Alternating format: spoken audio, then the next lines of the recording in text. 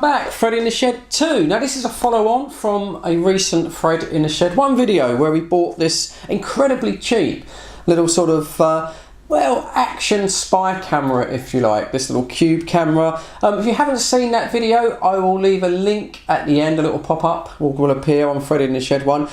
In a nutshell, it was claimed to be a 1080p night vision sort of all singing, all dancing camera. And yeah, it was incredibly cheap, less than £4 UK delivered. And yeah, it turned out to be a rip-off basically. It was a copy of a Polaroid cube camera, and it was pretty bad. It just did not have the features that it sort of claimed to be. Now, one of the things that interested me was the fact that it did say that it has infrared sort of capabilities. The switch on top appeared to switch it on, but these little sort of nodules around here, these little are supposed to be little LEDs. And I have seen these on other cameras on YouTube, the same as this, and they light up sort of purple. I think they're just pieces of plastic. I said that right at the beginning when I first looked at the camera. I might be wrong, and it might just be they don't switch on my particular camera. Anyway, so I want to rip it apart. I just want to sort of see how bad it is inside on this video, and we'll find out whether those infrared LEDs are real or they are fake. You know, you get what you pay for. I've said before, as I say, the original Polaroid Cube camera, which was around about £100 UK, is currently on offer on Amazon at about £30. That's the non-Wi-Fi version, which will not communicate with your phone. You'd have to use the TF card and put that into your computer. But £30 for the original, yeah, you get what you pay for with these sort of cheap things. Right, anyway, I'm going to zoom in a bit and we're going to crack this open. Right, here we go. And yeah, there's the lithium polymer battery. I didn't really get round to testing the length of the battery. I was going to, but in the end I didn't. So it says it would run for about 100 minutes. It might, actually, looking at the size of it, it may as well done. There's the tiny little condenser microphone, and to be fair, I found the sound recording quite good. I had no complaints about that at all. There's the USB mini connector and the TFT or TF card slot. Now, the things that interested me were this array at the front of the unit, which claimed to be infrared LEDs, and yeah, I didn't think they were.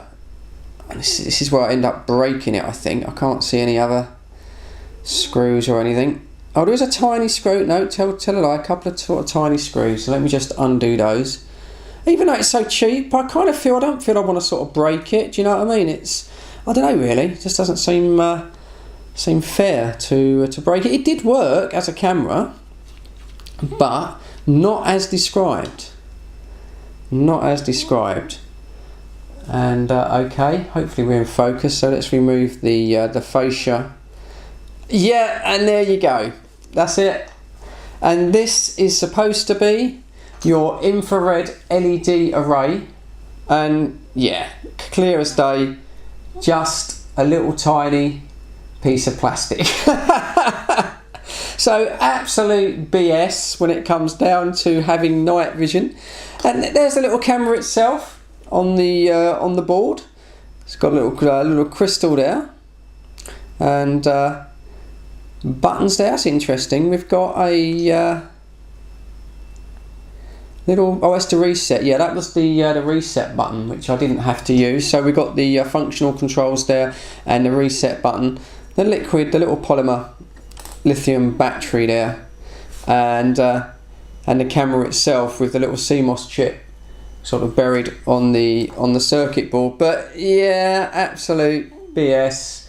There's your night vision LEDs. Now, I'll say I have seen reviews on these cheap little rip-off Polaroid Cube cameras. I think these are called SQ11 cameras, and yeah, these actually work.